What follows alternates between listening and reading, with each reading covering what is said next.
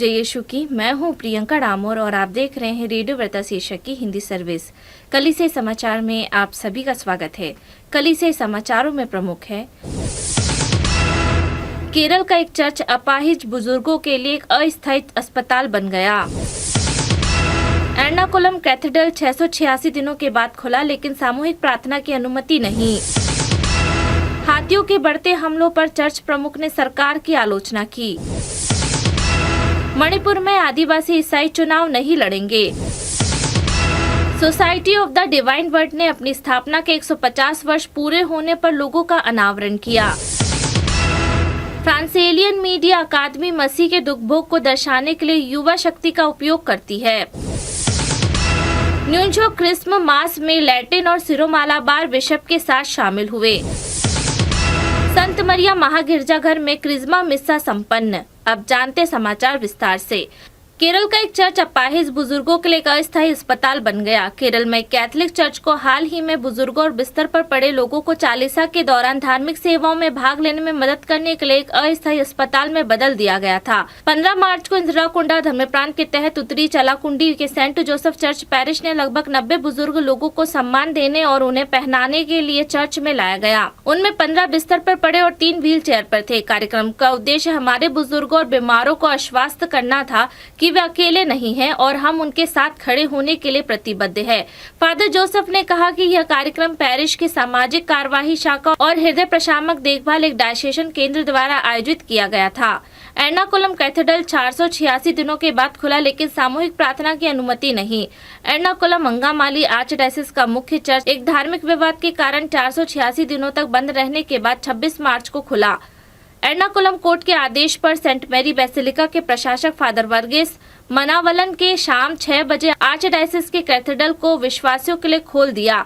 अदालत ने 26 मार्च से चर्च में पवित्र मिस्सा को छोड़कर सभी धार्मिक सेवाएं आयोजित करने का भी निर्देश दिया है।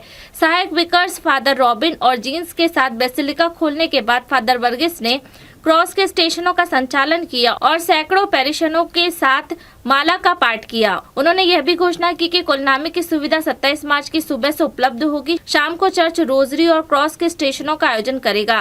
पवित्र गुरुवार को बेसिलिका में सुबह की सेवा आयोजित की जाएगी, जो रोटी तोड़ने के साथ समाप्त होगी। इसमें गुड फ्राइडे की पूजा अर्चना भी होगी।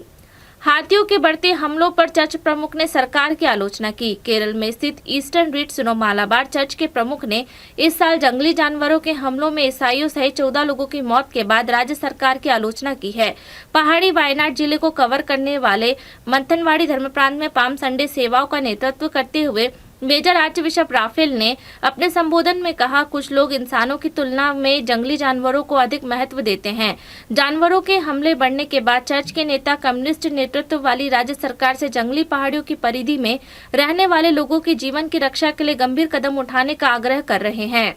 मणिपुर में आदिवासी ईसाई चुनाव नहीं लड़ेंगे। भारत के संघर्षग्रस्त मणिपुर राज्य में कुकी और जनजातियों से संबंधित ईसाई चल रही हिंसा के विरोध में आगामी चुनाव में उम्मीदवार नहीं उतार रहे हैं, जिसमें 219 लोगों की जान चली गई है। म्यांमार की सीमा से लगे पहाड़ी राज्य में आदिवासी लोगों के संगठन इंडिजन ट्राइबल लीडर्स फोरम ने 25 मार्च को 2 दिन पहले कहा, समुदाय के किसी भी सदस्य को आगामी लोकसभा चुनाव के लिए पंजीकरण नहीं कराना चाहिए। पंजीकरण की अंतिम तिथि से पहले एक आधिकारिक बयान में कहा गया है कि आदिवासी लोगों के लिए आरक्षित बाहरी मणिपुर निर्वाचन क्षेत्र के लिए उम्मीदवार नहीं खड़ा करने का निर्णय ITLF अध्यक्ष परिषद और घटक सदस्यों के बीच एक बैठक के बाद लिया गया। निकाय ने कहा कि यह निर्णय राज्य में आदिवासी समुदाय की दुर्दशा को ध्यान रखते हुए लिया गया है। Society of the divine word ने अपनी स्थापना के 150 वर्ष पूरे होने पर लोगों का अनावरण किया। कैथोलिक चर्च की सबसे बड़ी मिशनरी मंडलियों में से एक society of the divine word #SVD 150 को टैग करने के साथ अपना आधिकारिक लोगो जारी करके 2025 में अपना अस्तित्व के 150 साल पूरे होने की तैयारी कर रही है। SVD विंटेंसिंग टू द वर्ड में पोस्ट किए गए बयान में कहा गया है, society of the divine word की स्थापना के उत्सव के लिए लोगों पर व्यापक परामर्श के बाद जनरल काउंसिल ने सोसाइटी के उत्सव के लिए एक लोगो पर निर्णय लिया। पोस्ट के मुताबिक SVD के फादर ट्रिस्टन फेरेरा ने लोगो को डिजाइन किया है। उत्सव का आधिकारिक विषय हर विषय के लिए हर जगह से प्रकाश साक्ष्य है। फ्रांसीलियन मीडिया अकादमी मसीह के दुख भोग को दर्शाने के लिए युवा शक्ति का अनावरण करती है। फ्रांसेलियन मीडिया अकादमी द्वारा कुछ पेरिश युवाओं के सहयोग से आयोजित मसीह के दुख भोग पर एक ध्वनि और प्रकाश कार्यक्रम ने चेन्नई में कई लोगों को प्रभावित किया है। चेन्नई के बाहरी इलाके क्रामपेट में चर्च ऑफ इमैकुलेट कॉन्सेप्शन की एक महिला पैरिशनर ने द कलवारी नामक कार्यक्रम देखने के बाद कहा, पूरे कार्यक्रम के दौरान मेरी आंखें आंसुओं से भर गई। यह कार्यक्रम डी सेल इंटरनेशनल फिल्म एंड मीडिया अकादमी द्वारा पेरिश के 60 युवाओं के साथ रखा गया था। उन्होंने कहा, मुझे ऐसा लगा जैसे मैं यरूशलेम में घट रही घटनाओं को देख रही हूँ। 24 मार्च के कार्यक्रम में प्रदर्शित युवाओं की शक्ति ने एक अन्य पैरिशन को प्रभावित किया। जब रास्ते बनते हैं तो वे अपनी क्षमता प्रदर्शित करते हैं। इस प्रकार के अवसर अन्य स्थानों पर भी प्रदान किए जाने चाहिए। उन्होंने कहा, उनके अनुसार 40 काल यीशु के जीवन में गहराई से डूबने और रूपांतरित होने का एक अवसर है। न्यूनशो क्रिसमस में लैटिन और सिरोमालाबार बिशप के साथ शामिल हुए।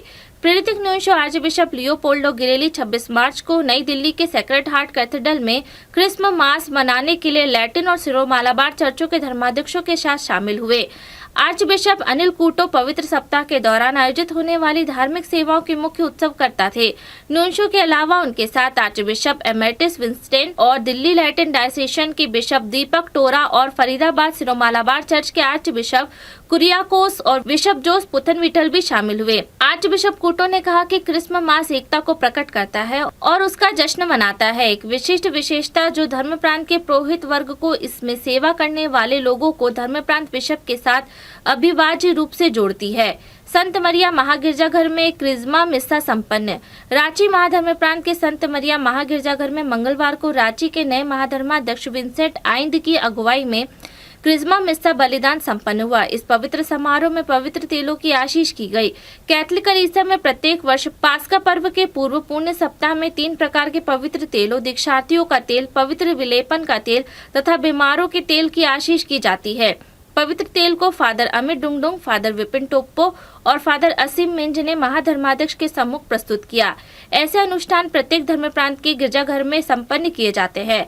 आज बिशप विंसेंट आइन ने अपना कार्यभार संभालने के बाद पहली बार रांची के सभी पुरोहितों के साथ क्रिस्मस मिस्सा संपन्न किया। क्रिस्मस मिस्सा कैथलिक कलीसिया में सभी पुरोहितों के लिए एकता, धर्माध्यक्ष के प्रति आज्ञाकारिता एवं समर्पण का प्रतीक है। इसी के साथ कलीसियाई समाचार समाप्त हुए। अगली बार फिर मुलाकात होगी नई खबरों के साथ। नमस्कार। रेडियो वेरितास एशिया आपके लिए लेकर आए हैं RBA mobile app. RBA mobile app पर हमारे विभिन्न प्रकार के कार्यक्रमों का लाभ लें, हमसे जुड़े और एशियाई ईसाईयत की आवाज का हिस्सा बने। आज ही ऐप स्टोर एवं प्ले स्टोर से आरबीए मोबाइल ऐप डाउनलोड करें।